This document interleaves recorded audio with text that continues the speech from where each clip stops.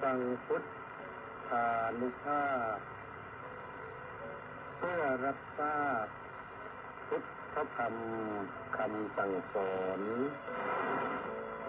เสริมมงคลให้ชีวิตก่อนหลับนอนปลอพักผ่อนสุขสบายกายใจเพลิน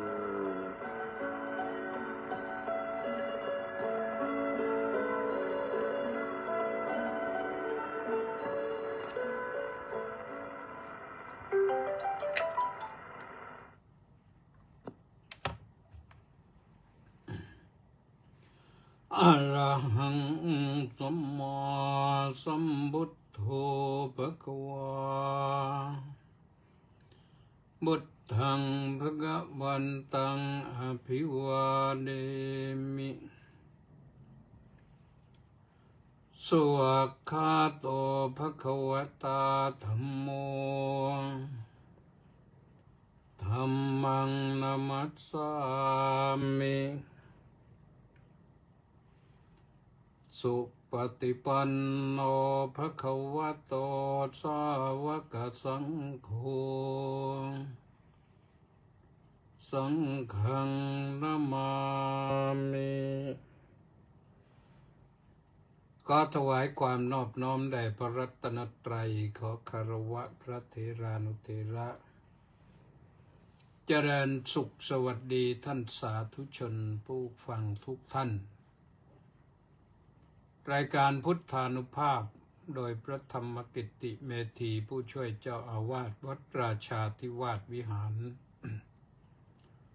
ก็ได้เวลามาพบกับท่านผู้ฟังค่ำคืนนี้ก็เป็นวันพุธที่12มีนาคมพระพุทธศักราช2568ขึ้น14ค่ำเดือน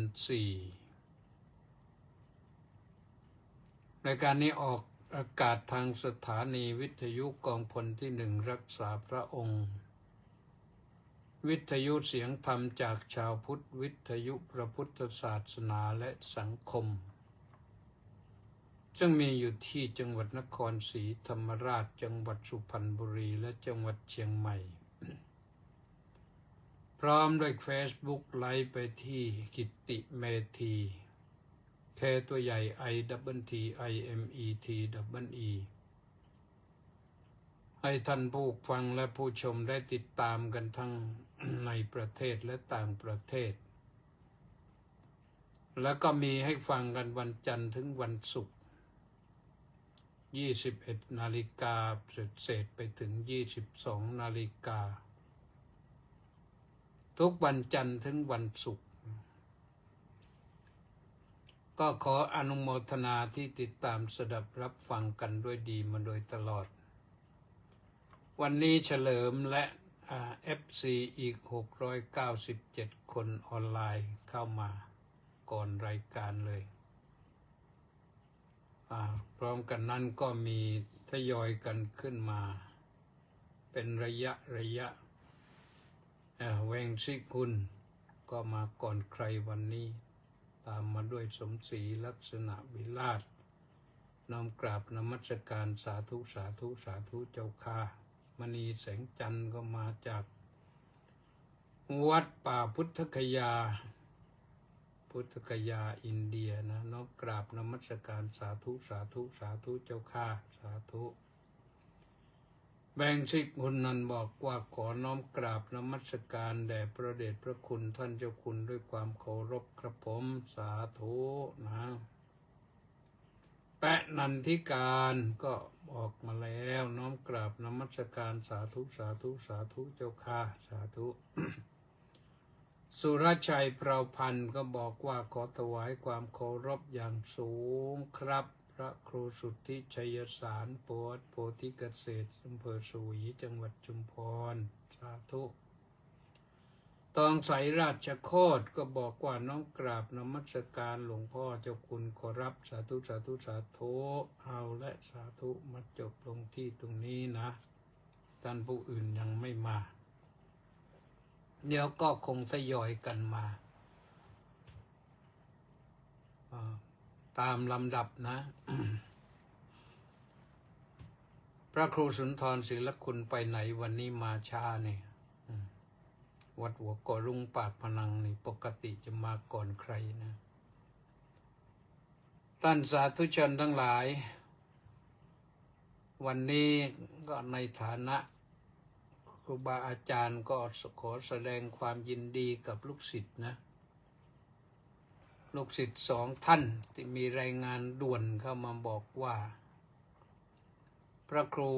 วินัยธรวุฒิชัย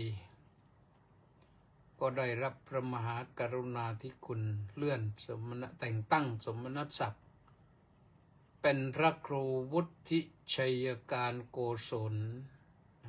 พระครูวุฒิชัยการโกศลโน่นพังงาโน่นอยู่พังงาเป็นเลือดเนื้อเชื้อไขชาวนครแหละแล้วก็เป็นทายาทวัดราชาธิวาสวิหารก็ไปปฏิบัติศาสนกิจอยู่ที่จังหวัดพังงาก็ปีนี้ก็ได้รับแต่งตั้งเป็นพระครูสัญญาบัตรพระครูวุฒิชัยการและโกศลก็คงจะอยู่ในชั้นโทหรือชั้นเอกเพราะรู้สึกจะเป็นดำรงตำแหน่งเจ้าคณะอำเภออยู่แล้วก็มีอีกท่านหนึ่งก็ทายาทเหมือนกันลูกศิษย์เหมือนกันอยู่วัดราชาธิวาสวิหารมาเหมือนกันก็คือท่านพระครูประหลัดแต้มหรือพระครูประหลัดอมรินทร์ก็ได้รับแต่งตั้งเป็นพระครูอมรธรรมยานนะท่านชื่ออมรินทร์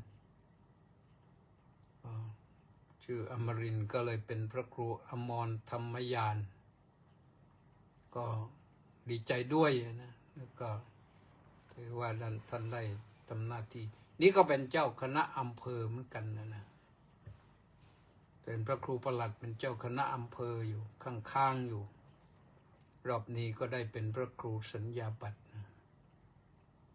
พระครูสัญญาบัตรนี่ก็ไม่รู้ว่าชั้นไหนแต่อย่างน้อยๆก็เป็นสัญญาบัตรชั้นโทสัญญาบัตรชั้นโทก็คล้ายๆกับร้อยโทร้อยตำรวจโทอย่างนั้นถ้าเป็นชั้นเอกก็ถือว่าเหมือนกับคล้ายๆกันนะเทียบเคียงกันได้กับ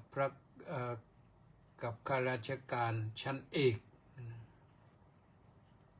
เป็นพระครูประหลัดมาก่อนนี่มีสิทธิ์จะเป็นชั้นเอกนะก็รู้สึกว่าท่านเป็น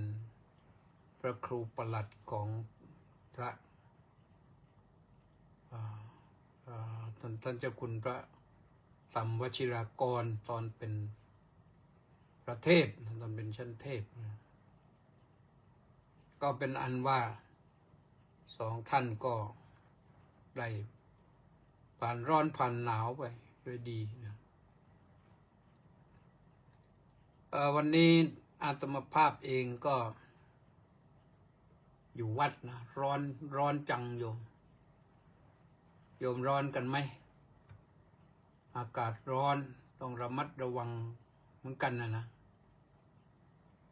ระมัดระวังตัวเหมือนกันอากาศร้อนมากๆเดี๋ยวน็อกได้ออกไปข้างนอกวันนี้ก็ไป13:30ไปที่พระอุโบสถก็ที่ไปนี่นัดทางช่อง7ไว้ว่าจะบันทึกเทปออกเผยแพร่ธรรมะวันอาทิตย์4:30ออกอากาศวันอาทิตย์4:30ทางช่อง7 HD ก็บันทึกเทปไปที่นั้นต้องบันทึกเทปไปเพราะออก4:30ก็เลยบันทึกให้ไป5 ตอนไปออกทุกครั้งนะถือวัดสดนะเพราะไม่ได้เผยแพร่ที่อื่นใดมาก่อนญาติโยมติดตามชมกันแล้วกันเป็นการถามปัญหามาเราก็ ก็เก็บปัญหามาแล้วก็มาถาม เราก็ตอบเป็นธรรมะให้ไปก็ถามธรรมะนั่นแหละไม่ใช่ถามอื่นถามอื่นก็ต้องตอบเป็นธรรมะนะถามการศึกษาก็ต้องตอบเป็นธรรมะถามเรื่องเศรษฐกิจก็ต้องตอบเป็นธรรมะถามเรื่องสังคมก็ต้องตอบเป็นธรรมะถามเรื่องการเมืองก็ต้องตอบเป็นธรรมะ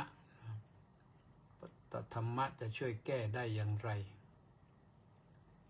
ก็มีหลักคำสอนของพระพุทธเจ้านี่ช่วยแก้ได้ทุกเรื่องเข้ายาทุกขนานคนเป็นโรคจิตก็ตอบด้วยธรรมะได้นะเป็นโรคจิตจะแก้ปัญหาได้อย่างไรเนี่ยตอนนี้ตอบไป5 ตอน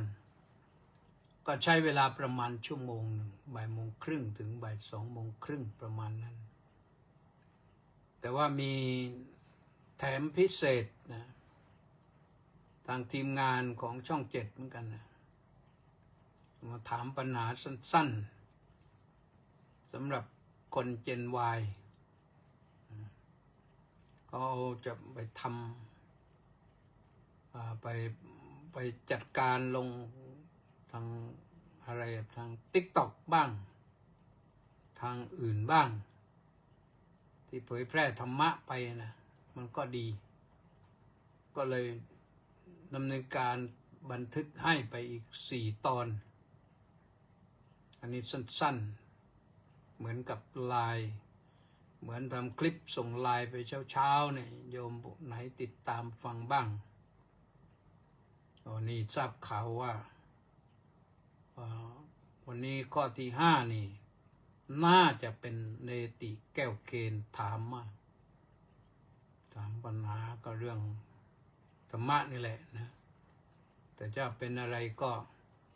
เปิดเผยซะก่อนไม่ได้เพราะยังไม่ถึงเวลาออกอากาศเดี๋ยวจะไม่สดใช่เนติแก้วเคนก็มาแล้วนี่สาธุมาแล้วนะก็อนุโมทนาด้วยนอกจากนั้นวีรวิทย์ระฆังทองโอมสาธุว่างั้นก็สาธุด้วยแจบูมาก็บอกว่าน้อมกราบสาธุอนุโมทามินิพิษณุโลกนะมาจากเมืองพิษนะก็ยังไม่มีท่านผู้ใดมากกว่านี้นะเริ่มต้นยังไม่ได้ให้ธรรมะโยมก็เลยไม่มาก็ว่ากันนะเรื่องธรรมะนี่วันนี้ก็จะเข้ามาที่มหาสติปัฏฐานนะมหาสติปัฏฐานว่าด้วยเรื่องสัมปชัญญะบัพสัมปชัญญะบัพพะเมื่อตะกี้ก็บอกไปแล้วนะยินดีอนุโมทนาไปแล้วกับท่านพระครูวินัยธรวุฒิชัยและท่านพระครูประหลัดอมรินทร์2 ท่านลูกศิษย์แท้ๆแล้วนี่อยู่ที่คณะใต้นี่แหละก็ได้ไปปฏิบัติศาสนกิจอาตมาก็เขาขอมาก็ให้ไปเรื่อยแหละลูกศิษย์นั่นอันนี้ก็ต้องตั้งพระครูประหลัดนะต้องตั้งพระครูประหลัดอีกท่านหนึ่งตั้งใจว่าจะถวายท่านพระมหาธีรศักดิ์ก็รู้จักกันส่วนมากก็ท่านมหาแฟรงค์อยู่ที่วัดธรรมบูชาสุราษฎร์ธานีไปอยู่สวีเดนเสีย4-5 ปีไปช่วยงานทางโน้นเสร็จแล้วพอกลับมาแล้วก็อยู่ก็บอกว่าจะไม่ไปแล้วก็ช่วยงานที่ประเทศไทยเราต่อก็จะถวายพระครูประหลัดกิตติคุณวัฒน์นะพระครูประหลัดกิตติคุณวัฒน์เป็นประหลัดของพระธรรมกิตติเมธี เอ่ออ้าวเข้าเรื่องสัมปชัญญะบัพพะนี่เริ่มด้วยพระบาลีว่าปุณะจะปรังภิกขเวภิกขุอภิกกันเตปฏิกันเตสัมปชานการีโหติอาโลกิเตวิโลกิเตสัมปชานการีโหติสัมมินชิเตปสาริเตสัมปชานการีโหติสังฆาติปัตตจีวระธารัตเนสัมปชานการีโหติอาสิเตปิเตฆายิเตสายิเตสัมปชานการีโหติอุจจารปัสสาวะกัมเมสัมปชานการีโหติกัตเตทิเตนิสินเนสุเตจาคริเตภาสิเตตุนีภาเวสัมปชานการีโหติอิติอัจฉตังวากายเยกายานุปัสสีวิหรตินี่คือบาลีก็แปลว่าเริ่มต้นท่านผู้เห็นภัยในสังสารวัฏทั้งหลายยังมีอีกข้อหนึ่งนะอภิกันเตปฏิกันเตสัมปชานการีโหตินะเธอผู้นั้นทำสัมปชัญญะคือความรู้สึกตัวทั่วพร้อมในการก้าวไปข้างหน้าในการถอยกลับมาข้างหลัง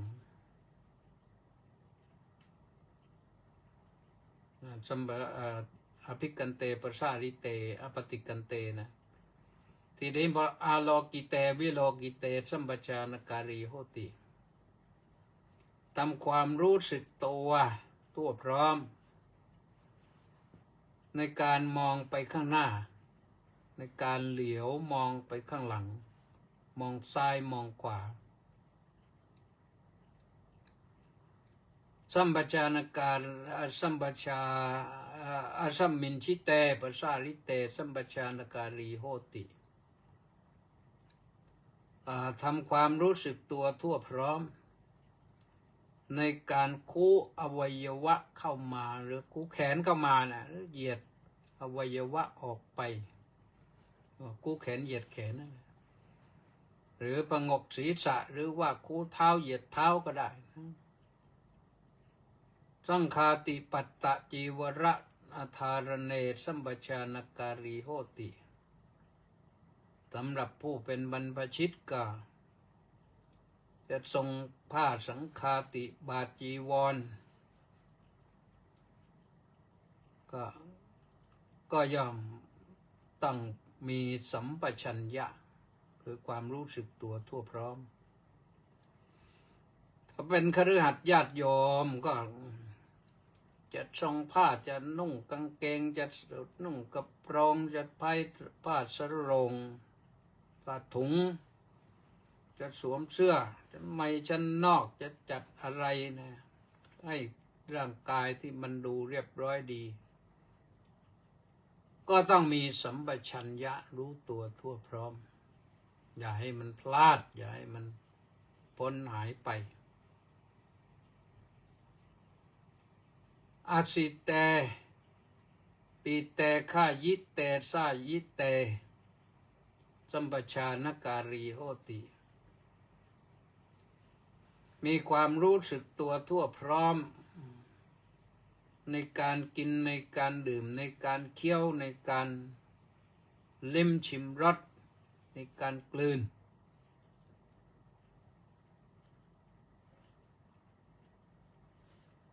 ต่อไปอุจจารปัสสาวะกัมเมสัมปชานการีโหติมีความรู้ตัวทั่วพร้อมอยู่ในการถ่ายอุจจาระในการถ่ายปัสสาวะคเตทิเตนิสินเนสุเตจาคริเตภาสิเตตุนีภาเวสัมปชานการีโหติ มีความรู้สึกตัวทั่วพร้อมในการเดินในการยืนในการนั่งในการหลับในการตื่นในการพูดก็ตลอดถึงความเป็นผู้นิ่งอยู่ก็รู้ตัวทั่วพร้อมอิติอัจฉัตตังวากายเยกายานุปัสสีวิหารติดังนี้แล้วย่อมพิจารณาเห็นกายในกายเป็นภายในบ้างเป็นภายนอกบ้างอยู่เอาทีนี้จะไปลงในรายละเอียดหมายความว่ายังไงที่ว่ามานะการก้าวไปการถอยกลับเป็นเบื้องต้นนะให้มีสัมปชัญญะคือรู้ตัวสตินี่เราไม่ทิ้งนะแต่ตอนนี้เน้นสัมปชัญญะคือความรู้สึกตัวทั่วพร้อมเดินไปข้างหน้าเนี่ยอย่างพระเดินไปข้างหน้านี่เดินไปบิณฑบาตนี่ก็มองทางมองไปข้างหน้ารู้ตัวทั่วพร้อมแล้วก็มองทางมันจะหลุมเป็นบ่อเป็นหลุมเป็นบ่อไหมทางมันเป็นมีอะไรตั้งวางฝางอยู่มันจะสะดุดไหมสมมติว่าไปบิณฑบาตอยู่ตรงไหนมันเป็นหลุมเป็นบ่อตรงไหนมีคนเจตนาร้ายแสดงพลังดื่มเครื่องดื่มอะไรแล้วก็เก็บขวดสบายในถังในอะไรไม่ได้ก็โยนไปที่ทางแล้วเปล่งลงไปถ้าเป็นขวดแก้วมันก็แตกเดินไปบิณฑบาตไปเหยียบชึกกันก็เลือดนองไหลนะแก้วอย่างนั้นก็โดนเพราะฉะนั้นก็เหมือนกันนะญาติโยมสาธุชนก็เหมือนกันเดินไปข้างหน้านี่อย่ามัวดูแต่จอโทรศัพท์อย่ามัวดูแต่เกมดูแต่ละครดูแต่เพลงในจอเนี่ยหรืออะไรก็แล้วแต่ดูทางถ้าเดินก็ต้องดูทางรู้ตัวดูทางมันถึงจะปลอดภัยถ้ามีสัตว์ร้ายมันขวางหน้ามันสุนัขมันแยกเขี้ยวมาจากไหนไม่รู้มันจะกัดเราก็ถ้าเราเห็นก่อนก็ปลอดภัยได้นะไม่โดนสุนัขกัดถ้าเดินข้ามถนนแม้จะเดินทางม้าลายแล้วก็ต้องดูว่ารถที่มาเนี่ยมันเร็วหรือเปล่าถนนมันกว้างขนาดไหนกำลังเท้าเราเดินได้เร็วขนาดไหนพอจะข้ามพ้นไหมรถที่มาน่ะทางขวาทางซ้ายต้องดูซ้ายก็ต้องดูนะดูขวาก่อนก็ต้องมองขวาซ้ายเพราะขวานี่มันจะติดเราลงไปปั๊บมันก็ชนได้ทันทีเลยอันตราย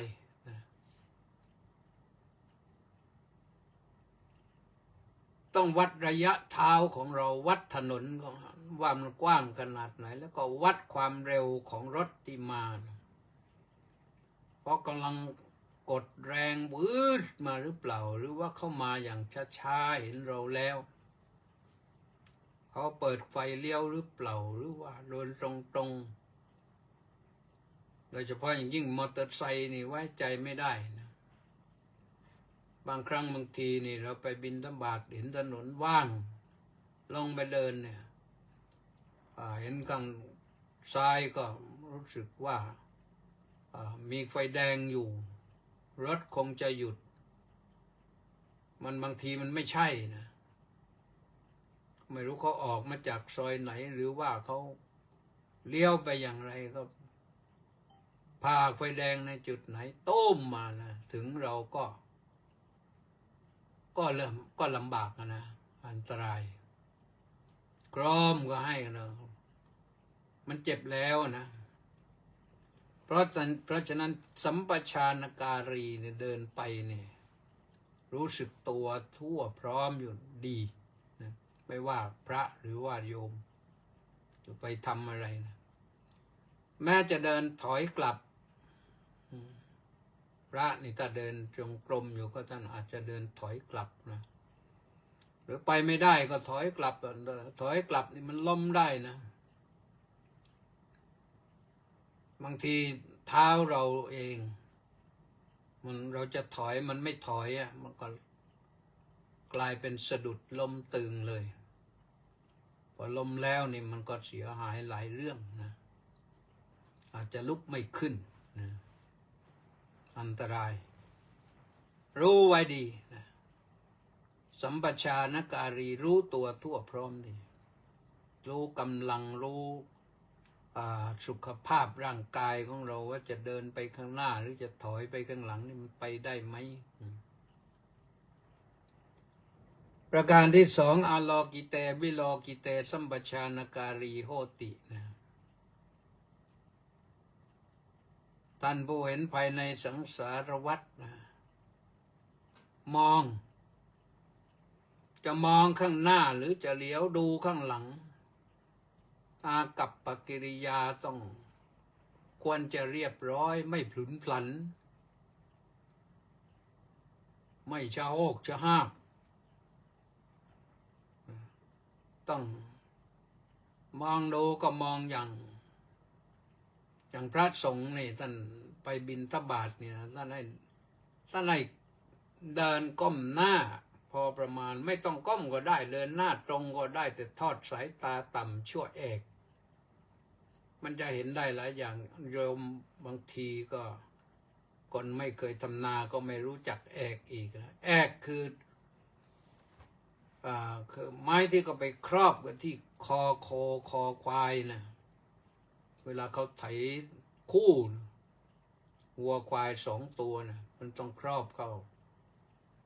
ทั้งสองตัวแล้วก็คันไถอยู่ตรงกลางก็เชือกแขวนไว้วัวควายเดินไปก็ลากไถไปด้วย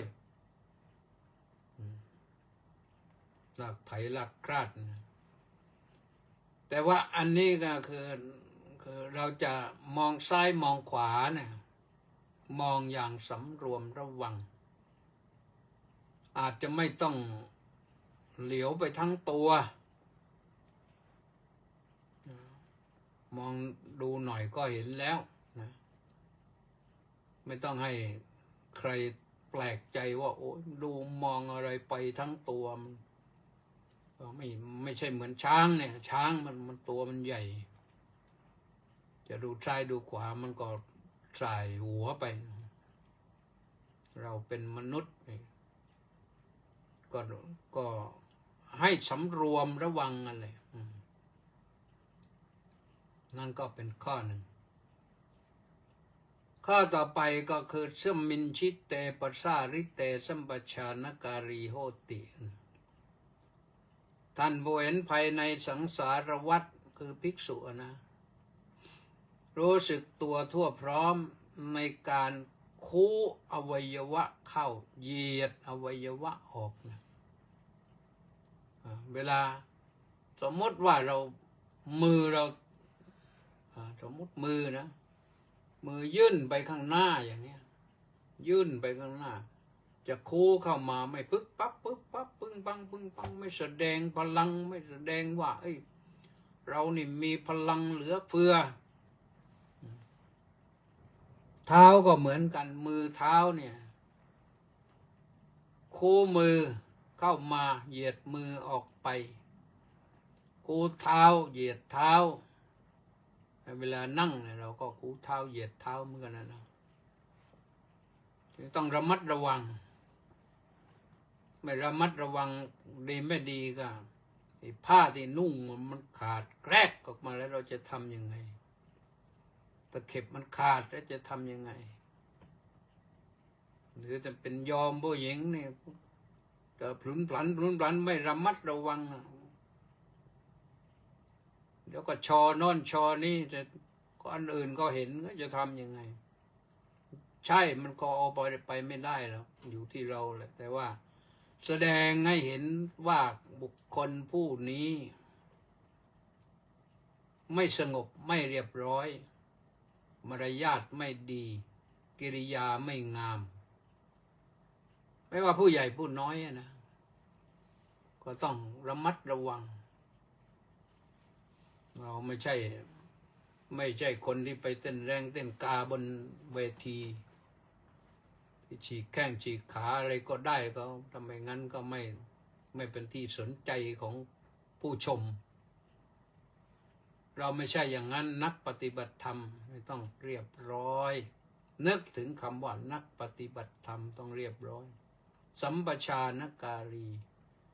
สัมปชัญญะนะรู้สึกตัวทั่วพร้อมโน่นเป็นสัมปชานการีนะต้องสัมปชานการีนะทำความรู้สึกตัวทั่วพร้อมเป็นผู้ทำสัมปชัญญะนะทำความรู้สึกตัวทั่วพร้อมในการที่จะกระทำใดๆก็แล้วแต่เนี่ยคู่แขนเหยียดแขนคู่เท้าเหยียดเท้าบิดกายบิดอะไรก็ทุกอย่างนะ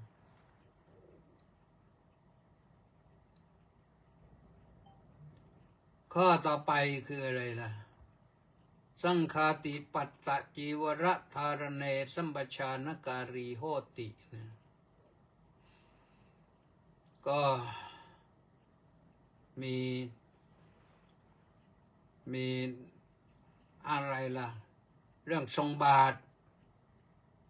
เรื่องทรงสังฆาติทรงบาตรทรงจีวรอันนี้สำหรับพระโดยเฉพาะนะโยมนะแต่เมื่ออนุโลมไปก็ทรงผ้าสบายโยมทรงผ้าสบายเนี่ยถือเชี่ยนหมากไปอย่างเนี้ยหรือว่ากระเป๋าแบรนด์เนมไปแทนบาทนะสวมเสื้อสวมกางเกงสวมกระโปรงสวมสรงสวมชุดอะไร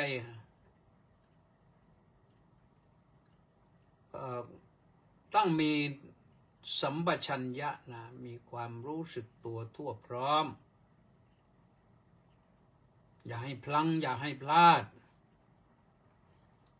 เดินไปไหนก็ไปนะอันนี้ก็ว่าไปอย่างนะตามนั้นนะขออภัยนะเมื่อตะกี้นี่เห็นใครล่ะเข้ามา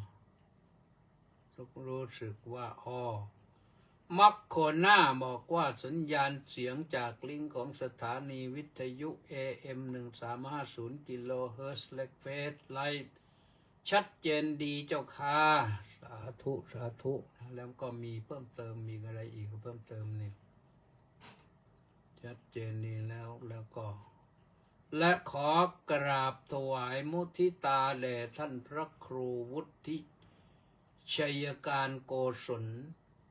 วุฒิชัยชยวุฒโธด็อกเตอร์นะนี่ด็อกเตอร์นะเจ้าคณะอำเภอตะกั่วป่ากระปงไทยเมืองเจ้าวาดวัดโคกเคียนจังหวัดพังงาด้วยเจ้าค่ะวันก่อนนี้เขาแฟนคลับกันนะรู้จักมักคุณอุปถัมภ์บำรุงกันอยู่ก็อนุโมทนาด้วยนะว่าไปแล้วนะนอกจากนั้นข้างต้นยังมีใครวีรวิทย์ระคังทองอ้อมว่าไปแล้วนี่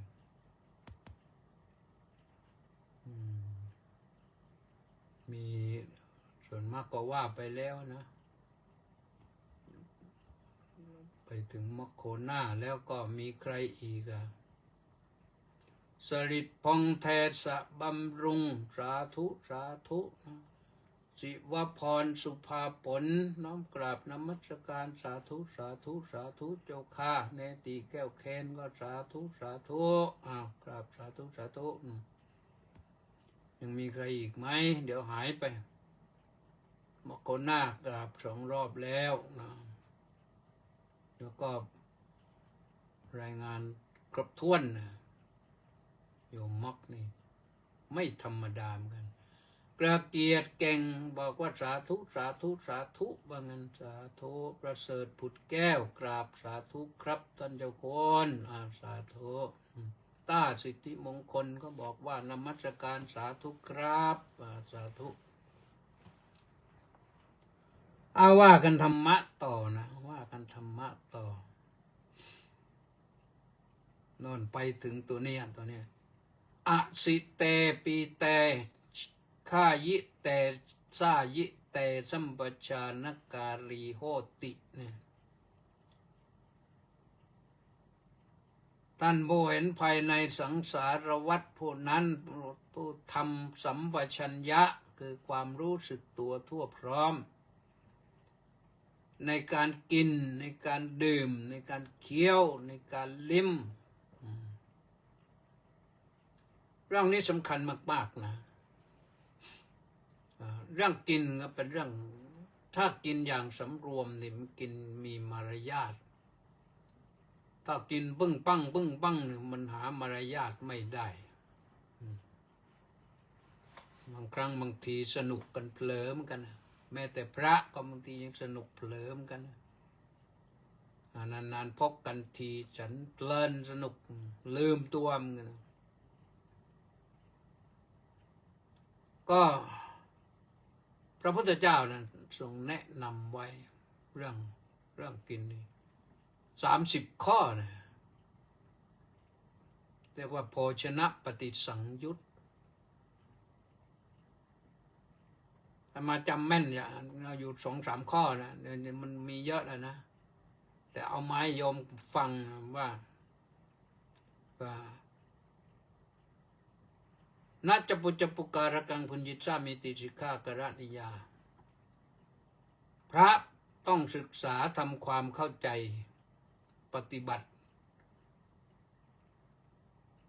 ในการกินว่าต้องไม่กินนะมันดังจับดังปลักจับเวลาเคี้ยวเนี่ยไม่อ้าปากถ้าเคี้ยวอ้าปากมันก็จะดังส่งเสียงดังไม่น่าฟังไม่น่าดูเลยไม่น่านั่งร่วมวงเลยถ้าไปเจออย่างนั้นนะเวลาดื่มน้ำหรือดื่มน้ำซุปหรือดื่มอะไรก็แล้วแต่ก็แม่ดังสุดๆนัสุรุการกังพุญญิสามิติสิกขากรณิยาพึงศึกษาทำความเข้าใจให้ดีว่าเราจะไม่ดื่มให้มันดังสุดพระพุทธเจ้านี่สอนละเอียดยิบนะยืนเดินนั่งนอนกินดื่มทำพูดคิดนี่ครบเลยเวลาเคี้ยวกินก็ไม่กินในมุมมามไม่กินในตะกละไม่กินในมันอิ่มเกินหิวเกินดื่มก็ดื่มให้มันพอดีเคี้ยวก็เคี้ยวให้มันเรียบร้อยไม่อ้าปากจะลิ้มชิมอะไรก็จะไปชิมซดสุดอยู่ก็โอ้มันสุดยอดอย่างนี้ก็ไม่ได้นะนี่อีกข้อหนึ่งนี่สอนไปดูสิท่านทั้งหลายอุจจารปัสสาวะกัมเมสัมปชานการีโหตินะ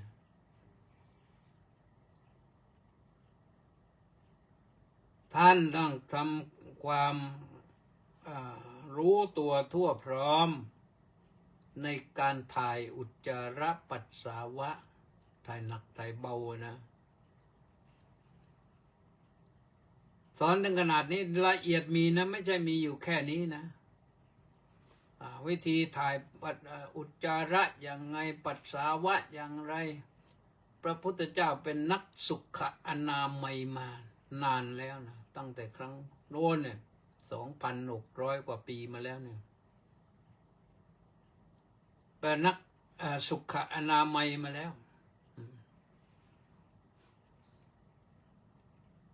ทรงรับสั่งให้ทำห้องสุขามาแล้ว มีมาก่อนนะคนเข้าห้องพระเข้าห้องสุขาเนี่ยสมัยนั้นมันไม่มีส้วมซึมไม่มีโถส้วมแบบปัจจุบันแต่เขาก็จัดการมีน้ำล้า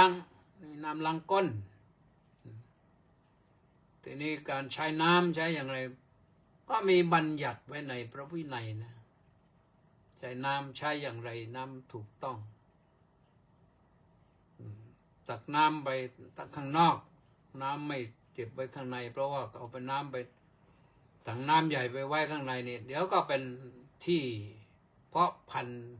ยุงอะไรต่างสัตว์ก็ไปอยู่ได้พวกเข้าห้องน้ำต้องถือหม้อน้ำไปด้วยถือไปเติม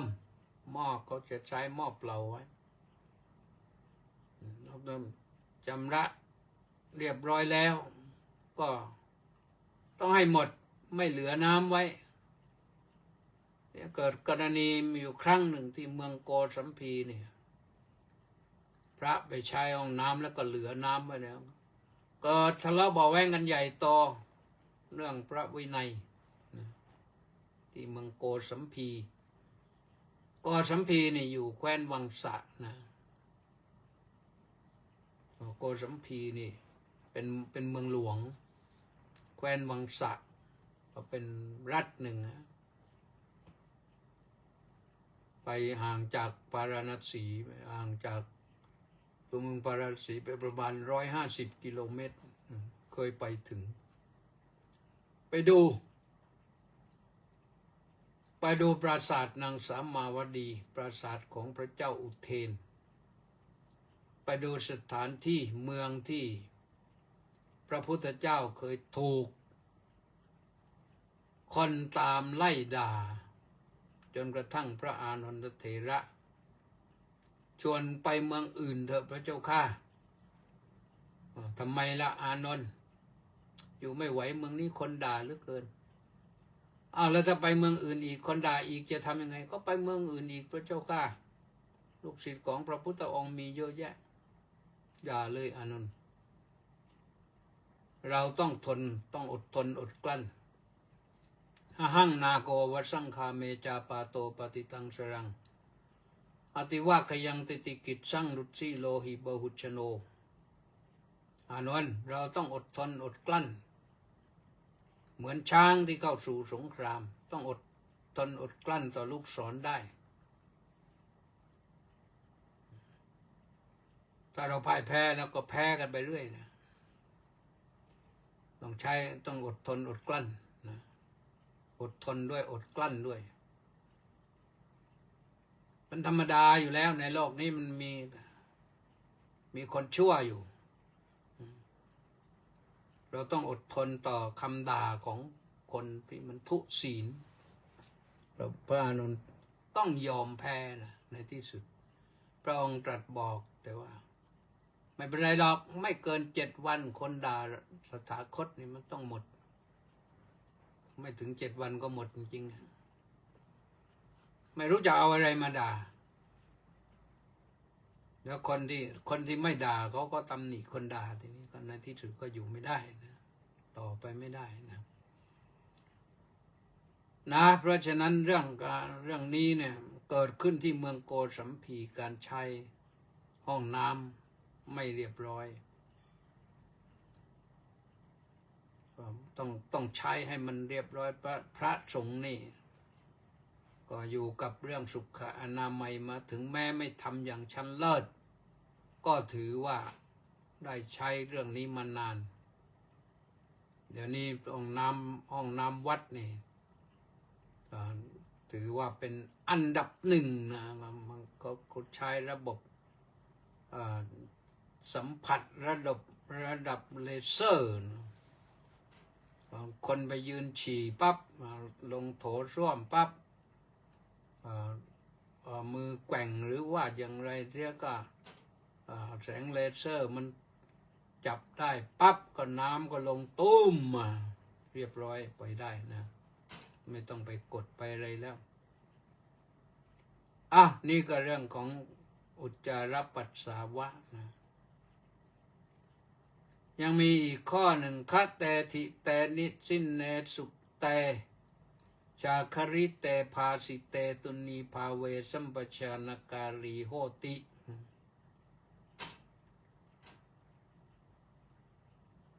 มีความรู้สึกตัวทั่วพร้อมในการเดินในการยืนในการนั่ง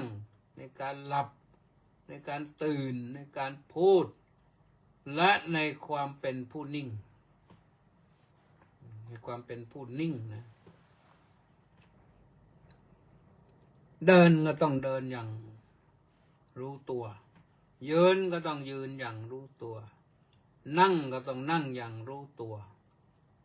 เวลาหลับแล้วก็ต้องหลับอย่างรู้ตัวตื่นมาก็ตื่นอย่างรู้ตัวไม่งัวเงียงอแงจะพูดอะไรก็พูดอย่างรู้ตัวแล้วก็แม้แต่ในการที่จะนิ่งทำไมถึงนิ่งนะก็ต้องรู้ตัวนี่คือเรื่องของสัมปชัญญะความรู้ตัวทั่วพร้อม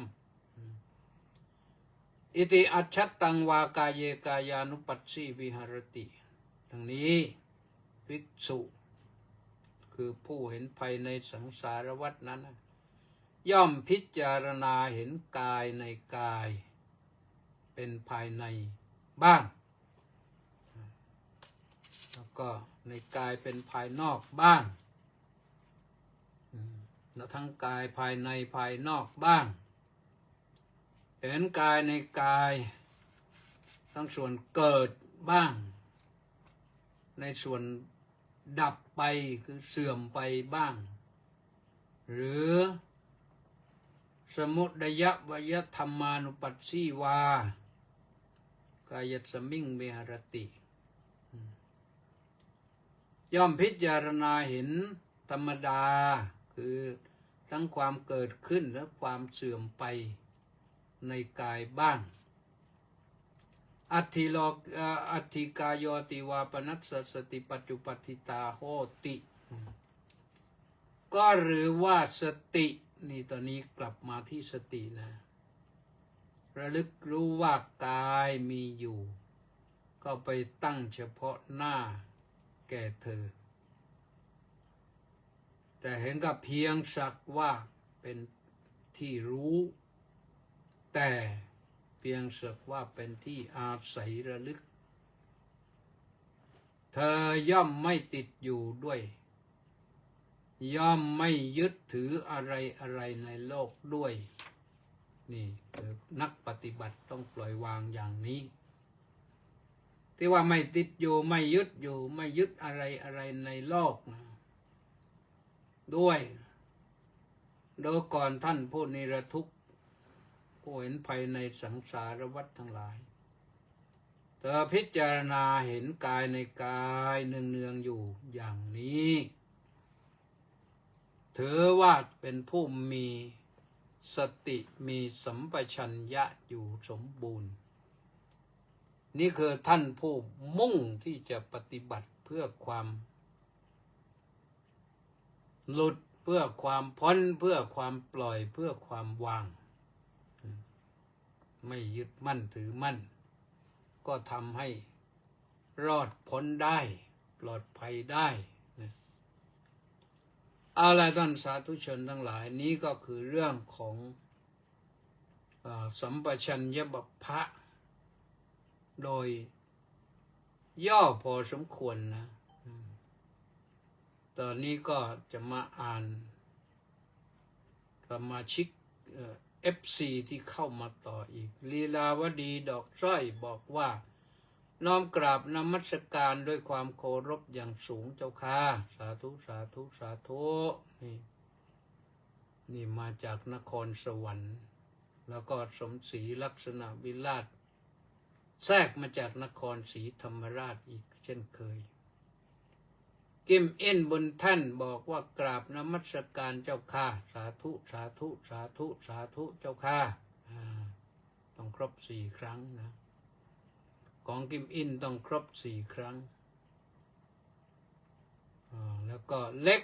วังบุรพานุกูลแก้วสุขกราบสาธุครับสาธุก็มีมาถึงเล็กนะก็จบอยู่ที่เล็กวังบุรพาวันนี้ได้อ่านจบแล้วนะอ่านมากไป